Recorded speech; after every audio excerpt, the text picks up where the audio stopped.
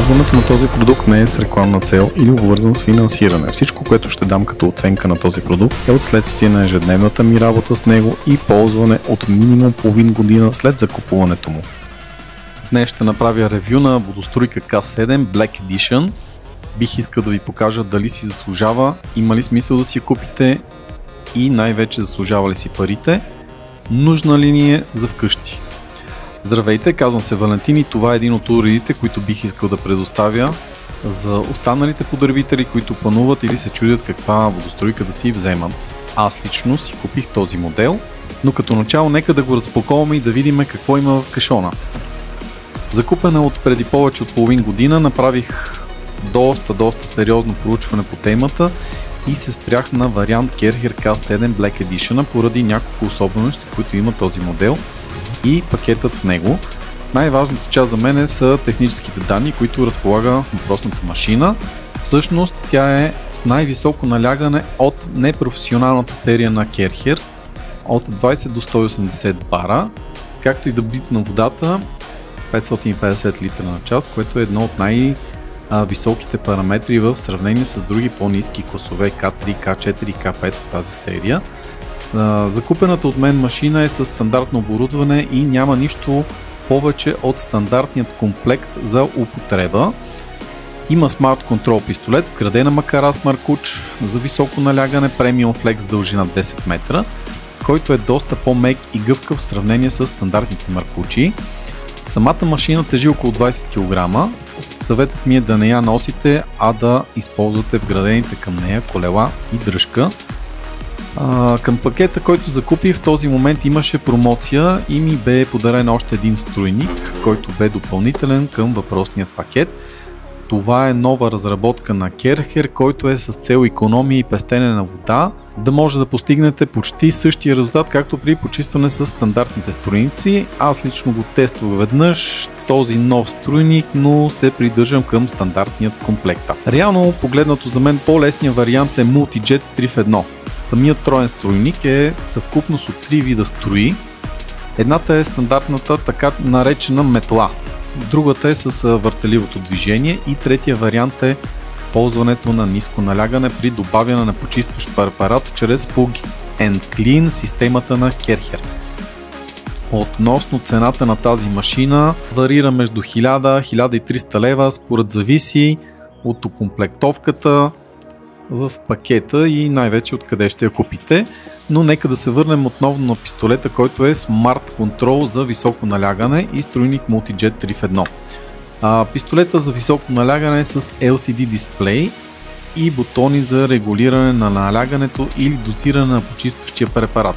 Той се върти 3 в 1, както казахме, включва 3 различни дюзи за лесна смяна, адаптер за лесно свързване с маркуч с високо налягане и аксесуари към него. Функцията Boost, която има в този пистолет, тя е за максимално силна струя, ползва се за по-ефективно почистване на по-сериозни замърсявания. Относно връзката с приложението Home Garden, честно казано, аз не виждам конкретна причина да го ползвам. Дори не виждам и опция въобще да се ползва през телефона. Реално вие имате на самият пистолет контрола с два бутона, плюс и минус, така вие директно регулирате от самия пистолет силата на налягането. Както се казва, не е нужно да отваряте приложението на телефона си и да настройвате машината оттам. Лично за мен това е малко излишно, но и Керхер трябва да са актуални с всички смарт технологии, излезли на пазара в този момент. Така, от техническите данни, нека да си кажем, че въпросният уред или машина работи с стандартен 220 волта ток, около 3 кВт ползва като ток. Налягането, както споменахме по-рано, е между 20 и 180 бара, дебитът му е около 550 литра на час, което си е доста добро. Ефективността за единица площ на квадратен метър за 1 час му е 60 квадрата. И максималната температура на студената вода, която може да се подава към машината, не трябва да е повече от 60 градуса по Целзий.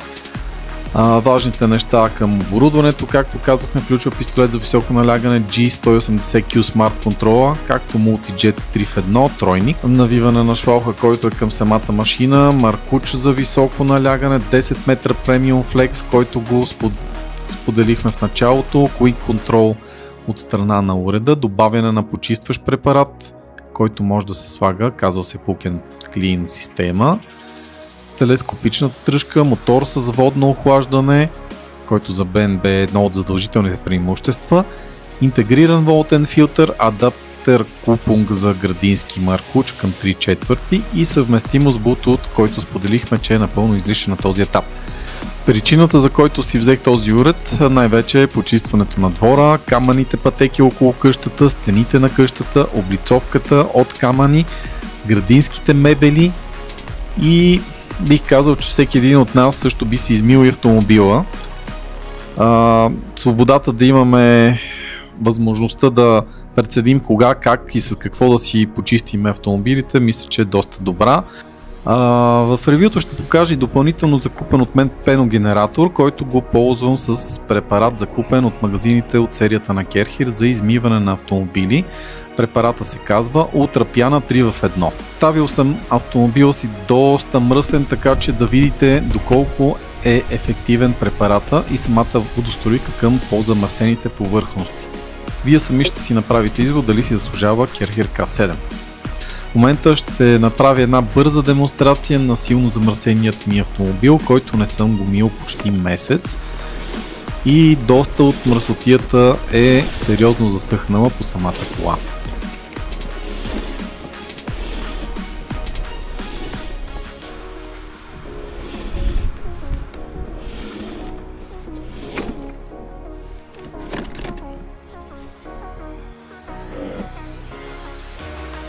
Преди да започнем да нанасяме пяна и да третираме повърхностите с препарат, е нужно да започнем с намокване с чиста вода.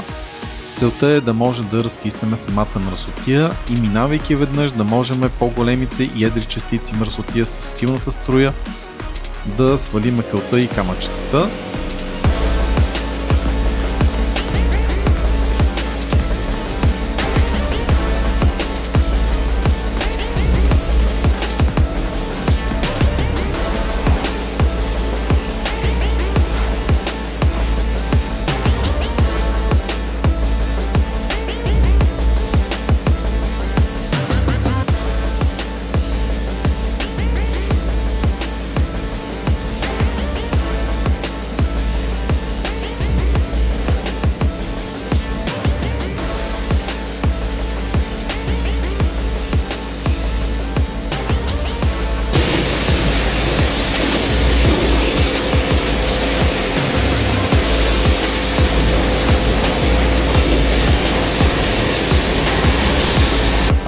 Минавайки го веднъж с вода, може да нанесем вече и самата пяна. За целта сменяме струйника с пеногенератора и покриваме с пяна самия автомобил. В случая ще направя показно с дясната страна на автомобила. Признавам си, аз не съм професионалист в областта на почистването на автомобили, но самата машина и нейните добри качества дава възможност за всеки един непрофесионалист да се справи блестящо. Хубаво е да се спазват някакви по-основни правила, така че да не увредите нито вашият автомобил, нито вас самите. Всеки, който не е запознат с работата с такава машина или уред, нека да направи един преглед на ръководството за употреба. Това е важно с цел безопасност. Нека да кажем и хубавите и лошите страни. Лошата страна на този уред е, че е доста тежък, труден е за носене или товарене в кола. Bluetooth му е безсмислен, както казахме, но за съжаление е включен в цената. Струйника 3 в 1 понякога се чупи при прекомерно завъртане. Отделно има допълнителни батерии към смарт пистолета. Те трябва да се следят и работи на 3 кВт. За целта ще ви е нужен малко по-сериозен удължител, ако ползвате такъв.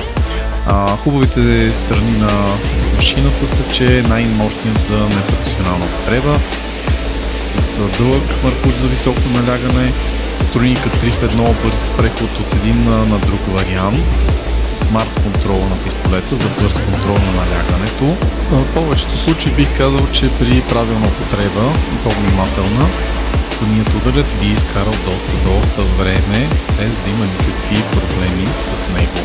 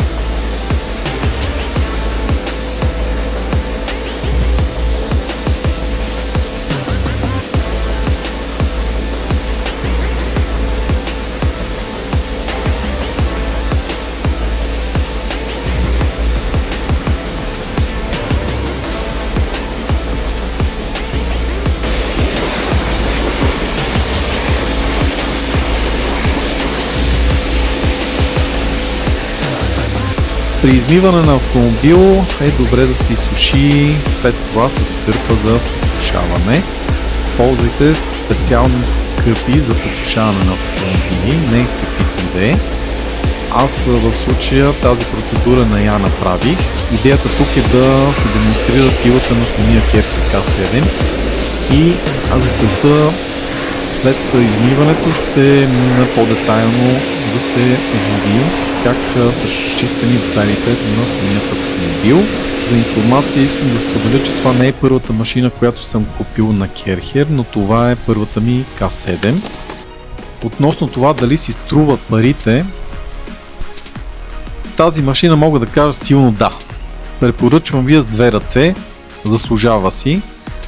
Всеки, който се оглежда за нещо бюджетно, да знаете, ще ви излезе по-скъпо. Бих казал да не подценявате силата на тази машина, тя се изплаща в дългосрочен план. Затова силно препоръчвам, не купувайте по-ниските класове. Да, те също ще ви свършат работа за немалка част, за която сте я купили, но тази дава доста по-сериозна свобода. Силното налягане и силата на почистване прави чистенето удоволствие. Има и други марки и модели, разбира се. Аз лично се спрях на този модел и тази марка. Всъщност това е за мен моята машина. Ако ви е харесал клипа, абонирайте се, дайте един палец, пишете в коментарите какво ви е харесало и какво не. Може да дадете и предложения какво да се почисти с тази машина и да направя друг клип като представяне. Бъдете здрави и ви благодаря за времето, което отделихте.